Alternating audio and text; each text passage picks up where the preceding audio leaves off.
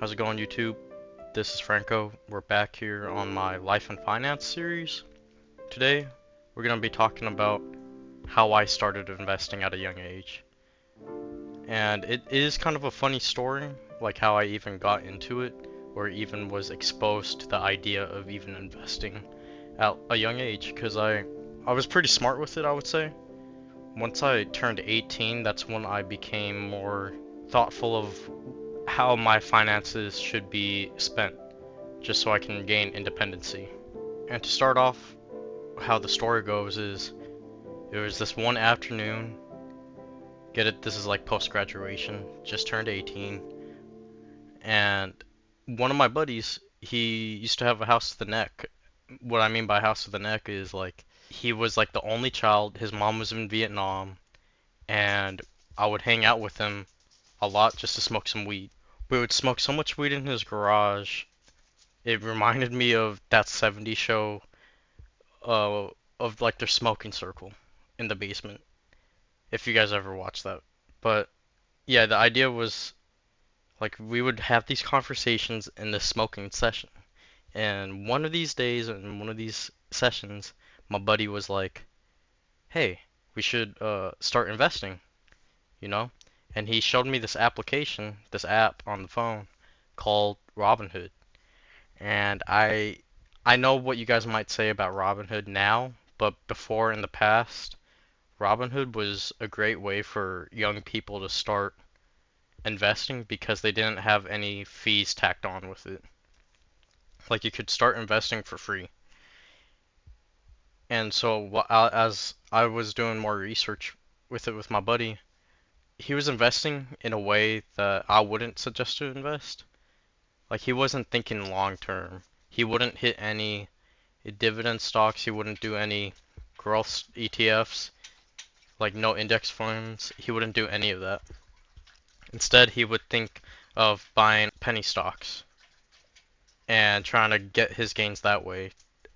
Almost like a gambling method, which I do not recommend at all, guys. Like penny stocks or option trading, if you're not informed on the market or know how to do it correctly, I would not suggest for people to even try that. The easiest hands off, like laissez-faire for investing, is putting it into VOO or SCHD, which is the Charles Schwab fund. And that one, the SCHD, gives you dividends on a lower, I would say on a lower like output of your own money by 25, 25, 25 every paycheck.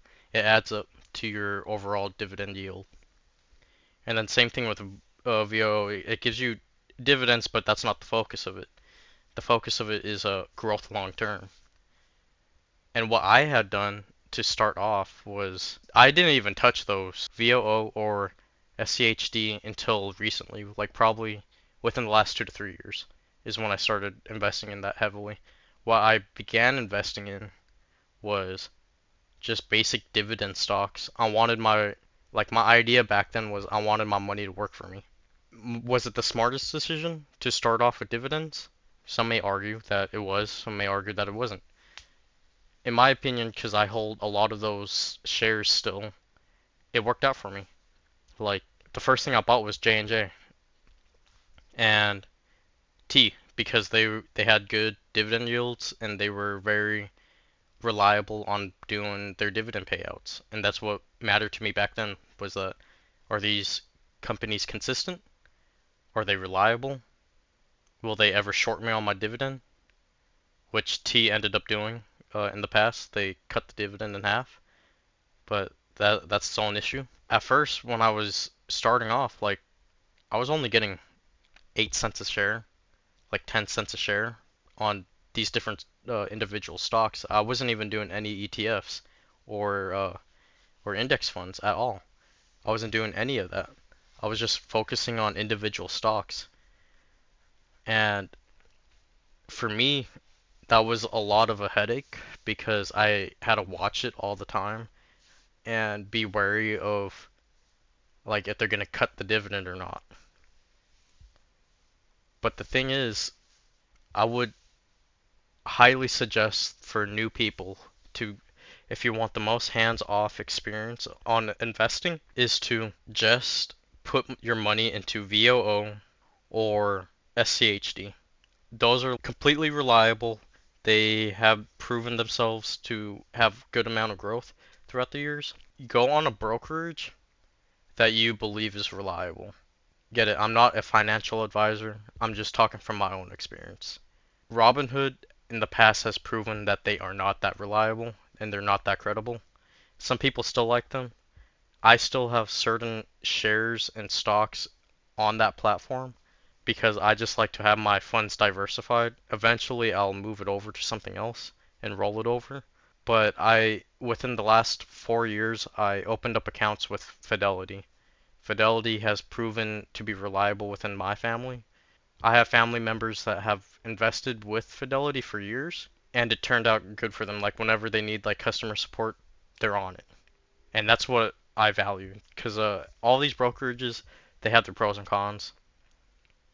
I just value security and customer service if anything happens. Because the worst thing that can happen is if you're trying to pull out your money and they're not willing to help you or even contact you back, that's a big red flag. Or if you have like a security issue with your account, that's another big red flag if they don't want to help you on that, or if they've been very vague on how to help you. But I digress. Let's continue back to the story of how I even started investing. So yeah, I went over to a buddy's house, a smoking buddy. We would smoke in his garage a lot, and 18-year-old brain, I was like, huh, with my buddy, we should start investing. But how do we do that? We just watched a ton of YouTube videos. We researched a ton of companies. That's like the two main things that got me educated was reading a lot of articles online, researching the companies itself that I wanted to invest in, and watching YouTube videos. Like YouTube is an education within itself if you know where the sources are coming from these YouTubers. Those three things made me very educated on how the market is. More so reading the articles online. Like I used to watch Dave Ramsey a lot. You can say what you want about him, but his methods do work if you're struggling financially. Like his methods do work. That's like the best thing that you can do. A thing that I want you guys to take away from this video is start investing at the youngest age possible, which is 18 in most states, I believe, or like all of America. The United States is like 18. I want you guys to take away that the earlier you start, the better. You know, it's better late than never when it comes to this type of thing because the compounding is just tremendous. It's better than just keeping your money in a savings account. I went over it in another video about like the different investment accounts you can do, or even like a high yield savings account is better than just keeping it in a regular savings account, your money, just to protect you guys against inflation over the years. Like I know the stock market can be scary getting into it, but the best thing that you guys can do is like if you want a really hands-off way of investing, I've never seen anybody go wrong with like even reading on forums. I've never seen anybody hate their decision on investing into VOO or SCHD.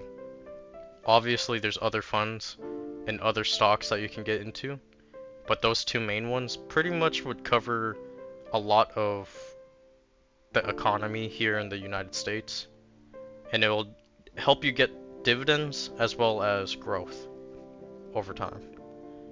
But I hope that you guys enjoyed this video. I know it was kind of a shorter one today, but I hope that you guys were able to take away that, from my story at least, that it's better late than never. The earlier you start is the best. Compounding your money will help you fight the inflation happening in this economy. But hope you guys enjoyed this one. I'll see you guys on the next one. Bye.